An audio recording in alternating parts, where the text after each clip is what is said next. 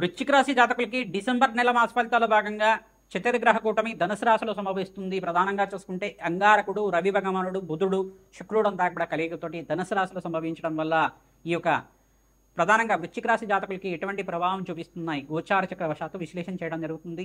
ఇక్కడ బృహస్పతి అంతా కూడా మిథున రాశిలో సంచారం చేయడం, శని భగవానుడు అంతా కూడా చూసుకుంటే ప్రధానంగా మీనరాశిలో సంచారం చేయడం, రాహు అంతా కూడా కుంభరాశిలో సంచారం చేయడం, కేతు అంతా కూడా ఇక్కడ చూసుకుంటే సింహరాశిలో సంచారం చేయడం, గ్రహస్థితి అంతా కూడా ఈ రకంగా ఉంది. ప్రధానంగా ఇక్కడ చూసుకుంటే స్వల్పంగా మిశ్రమైన ఫలితాలంతా కూడా ఈ యొక్క అమావాస్య దాకా అంతా కూడా మిశ్రమైన ఫలితాలంతా కూడా చెప్పడం జరుగుతుంది. ఎప్పుడైతే కనుక అమావాస్య దాటిన తర్వాత నుంచి మీకు అంతా కూడా రాజయోగం సిద్ధించడానికి ఈ యొక్క డిసెంబర్ 18 తర్వాత నుంచి కానీ 28వ తారీఖు తర్వాత ఈ యొక్క తేదీల్లో అంతా కూడా రాజయోగం సిద్ధించడానికి సూర్యుడి మార్పు తర్వాత మీకు అంతా కూడా యోగకరంగా ఉండడానికి ఆస్కారం ఉంటుంది. ప్రధానంగా చూసుకుంటే రవి భగవానుడి ప్రీతికరంగా జప హోమాది కార్యక్రమాలు ఆచరించాలి. ప్రధానంగా శుక్రుడికి, బృహస్పతికి మరియు శని భగవానుడికి అంతా కూడా జప హోమాది కార్యక్రమాలు ఆచరించుకోవడం రాజయోగం సిద్ధించడానికి ఆస్కారం ఉంటుంది. సుబ్రహ్మణ్య శాంతి హోమాది కార్యక్రమాలు ఈ యొక్క అంగారకుడు ప్రీతికరంగా జప హోమాది కార్యక్రమాలు ఆచరించుకోవడం వాళ్ళకి అష్టైష్ ప్రాప్తి కలుగుతుంది. అప్పుల బాధ నుంచి బయటపడడానికి ఆస్కారం ఉంటుంది. దత్తాత్రేయాయ స్మరణ మాత్రమే సంతుష్టాయ నమః నామాన్ని జపాన్ని ఆచరించండి. దత్తాత్రేయ కవచాన్ని పారాయణం చేయించండి. ప్రధానంగా దత్తాత్రేయ చరిత్రనంతా కూడా ప్రతినిత్యం కూడా పారాయణం చేయండి. అష్టైశ్వర ప్రాప్తి కలుగుతుంది. గురువారం అష్టమి తిథి రోజున మీరంతా కూడా విశేషంగా దత్తాత్రేయ చరిత్రనంతా కూడా పారాయణం చేయడం, అభిషేక హోమాది కార్యక్రమాలు ఆచరించుకోవడం, దత్తాత్రేయ స్వామివారి దేవాలయంలో విశేషంగా మీరంతా కూడా జప హోమాది కార్యక్రమాలు ఆచరించడం వాళ్ళకి అష్టైశ్వర ప్రాప్తి కలగడానికి ఆస్కారం ఉంటుంది. విశేషంగా మీరంతా కూడా దగ్గరలో ఉండే దత్తాత్రేయ స్వామివారి దేవాలయంలో అంతా కూడా అభిషేకాలు చేయించండి.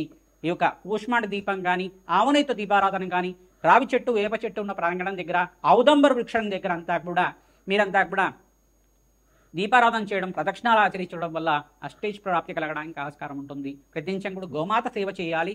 శనగలు, బొబ్బర్లు, ఉలవలంతా కూడా నానబెట్టినవి తరచుగా గోమాతకు సమర్పిస్తుండడం, పచ్చిక తెలగబిండి గ్రాసాన్ని సమర్పించడం వల్ల అష్టైష్ ప్రాప్తి కలుగుతుంది. ప్రతినిత్యం కూడా నెలకి 5 సార్లు మీరంతా గోమాత పూజ అంతా కూడా చేసుకోవడం వల్ల జగన్మాత ప్రీతికరంగా పంచగావ స్వరూపంగా మహాలక్ష్మి స్వరూపంగా నా గోమాత అంతా కూడా మీకు అష్టైష్ ప్రాప్తి కలగడానికి ఆస్కారం ఉంటుంది. సకల దేవతా స్వరూపంగా గోమాతను పూజ చేయడం వల్ల అదృష్టయోగం సిద్ధిస్తుంది. వ్యాపారంలో లాభాలు సిద్ధిస్తాయి. వంశాభివృద్ధి కలుగుతుంది. వివాహాది శుభకార్యాలు సిద్ధించడానికి ఆస్కారం ఉంటుంది. దత్తాత్రేయ స్వామి వారి అనుగ్రహం అంతా కూడా పరిపూర్ణంగా లభించడానికి ఆస్కారం ఉంటుంది. శ్రీమాత్రే నమః. మీనరాశి జాతకులకి గోచారరీత్యా డిసెంబర్ నెల మాస ఫలితాల్లో భాగంగా ఈ చతుర్గ్రహ కూటమి సంభవిస్తుంది. డిసెంబర్ నెలలో అంతా కూడా అంగారకుడు, రవి, బుధ, శుక్రుడి యొక్క కలయిక అంతా కూడా చతుర్గ్రహ కూటమిలో అంతా కూడా సంభవిస్తుంది. ప్రధానంగా చూసుకుంటే ఈ యొక్క గ్రహస్థితి అంతా కూడా మీనరాశి జాతకి అంతా కూడా మిశ్రమైన ఫలితాలుగా చెప్పడం జరుగుతుంది. ఏలినాటి శని ప్రభావంలో ఉన్నారు కావున విశేషంగా శనీశ్వరు ప్రీతికరంగా తైలాభిషేకము, నలనుములు దానం చేయడం వల్ల రాజయోగం సిద్ధిస్తుంది. ప్రధానంగా బృహస్పతి మార్పు వలన మీకంతా కూడా రాజయోగం సిద్ధిస్తుంది. ప్రధానంగా ఈ యొక్క బృహస్పతి అంతా కూడా మిథున రాశిలో సంచారం చేయడం, చతుర్థ స్థానంలో సంచారం చేయడం వల్ల రాజయోగం సిద్ధిస్తుంది. అదృష్టకాలంగా చెప్పడం జరుగుతుంది. మాసాంతంలో విశేషమైన శుభవార్త వినడానికి ఆస్కారం ఉంటుంది. డిసెంబర్ 18వ తారీఖు రోజున మరియు 28వ తారీఖు రోజున మంచి శుభవార్తను వింటారు. అదృష్టకాలంగా చెప్పడం జరుగుతుంది. అష్టైశ్వర ప్రాప్తి కలుగుతుంది. మీకు స్వల్పంగా ఈ అమావాస్య తర్వాత నుంచి మీకంతా కూడా రాజయోగంగా చెప్పడం జరుగుతుంది. ప్రధానంగా అంగారకుడికి, బృహస్పతికి, శుక్రుడికి, శనీశ్వరుడికి, రాహువుకి జప హోమాది కార్యక్రమాలు ఆచరించాలి. గోచారిత్య గ్రహాల యొక్క స్థితిగతి ఈ రకంగా ఉన్నాయి కావున జన్మజాతకమే ప్రధానమైన జాతకంగా ఉంటుంది. జన్మజాతకంలో ఉండే సకల గ్రహదోష నివారణ అంతా కూడా ఆచరించాలి. ప్రతినిత్యం కూడా నవగ్రహాలకి అభిషేకాది కార్యక్రమాలు ఆచరించడం వల్ల అదృష్టకాలంగా చెప్పడం జరుగుతుంది. గోమాత సేవ అంతా కూడా ఆచరించాలి. పచ్చిగా తెలగపిండి గ్రాసాన్ని అంతా కూడా గోమాతకి తరచుగా సమర్పిస్తుండడం, గోపూజన అంతా కూడా చేసుకోవడం వల్ల దత్తాత్రేయ స్వామివారి అనుగ్రహం అంతా కూడా లభిస్తుంది. దత్తాత్రేయ కవచాన్ని అంతా కూడా పారాయణం చేయించాలి.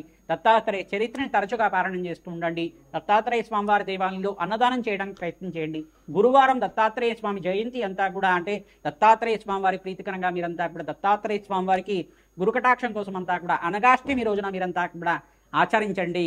అనగాష్టమి రోజున మీరంతా కూడా దత్తాత్రేయ చరిత్రని పారాయణం చేయడానికి ప్రయత్నం చేయండి. అదృష్టకాలంగా చెప్పడం జరుగుతుంది. రాజయోగం సిద్ధిస్తుంది. ప్రతినిత్యం కూడా నవగ్రహాలకి అభిషేకం చేయించడానికి ప్రయత్నం చేయండి. పరమేశ్వరుడు ప్రీతికరంగా పసుపుతో అభిషేకం చేయించడం మరియు దత్తాత్రేయ స్వామివారికి పసుపుతో అభిషేకం చేయించడం, నారికేల జలంతో అభిషేకం చేయించడం వల్ల అదృష్టయోగం సిద్ధించడానికి ఆస్కారం ఉంటుంది. దత్తాత్రేయాయ స్మరణమాత్రేణ సంతుష్టాయ నమః. దత్తాత్రేయాయ స్మరణమాత్రేణ సంతుష్టాయ నమః. దత్తాత్రేయాయ స్మరణమాత్రేణ సంతుష్టాయ నమః. జపాన్ని ఆచరించండి.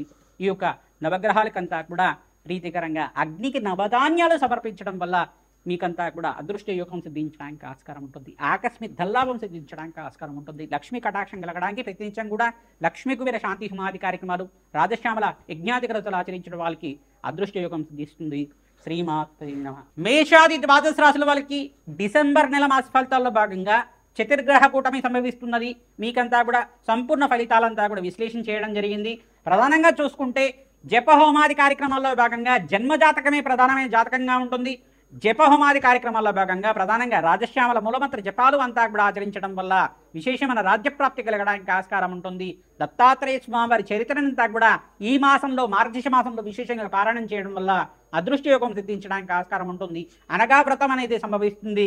అనగా వ్రతం రోజున ప్రధానంగా అనగాష్టమి వ్రతాన్ని అంచాగా దేవాలయ ప్రాంగణంలో ఎవరైతే ఆచరిస్తూ ఉంటారో అదృష్టయోగం సిద్ధించడానికి, వివాహాది శుభకార్యాలు జరగడానికి ఆస్కారం ఉంటుంది. దత్తాత్రేయ స్వామి వారి మూలమంత్ర హోమాది కార్యక్రమాలు ఆచరించండి, అదృష్టకాలంగా చెప్పడం జరుగుతుంది. శనగలంతా కూడా దానం చేయడం వల్ల అదృష్టయోగం సిద్ధిస్తుంది. ప్రతినిత్యం కూడా బీదవాళ్ళకి అన్నదానం చేయడం, దేవాలయ ప్రాంగణంలో వితరించం కూడా అన్నదానం చేయడం, గోమాత పూజను ఆచరించడం వల్ల అదృష్టకాలంగా చెప్పడం జరుగుతుంది.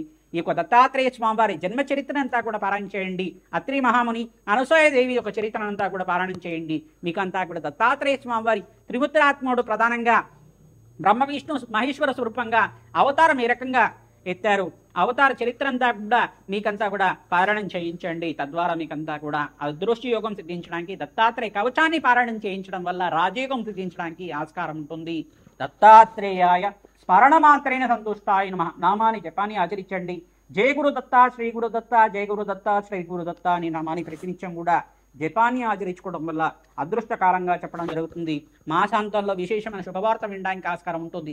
ఆకస్మిక ధనలాభం సిద్ధించడానికి మేషాది ద్వాదశ రాశుల వాళ్ళకి ప్రతినిత్యం కూడా దత్తాత్రేయ ఆరాధన చేయడం వల్ల అదృష్ట యోగం సిద్ధిస్తుంది. శ్రీమాత్రే నమః.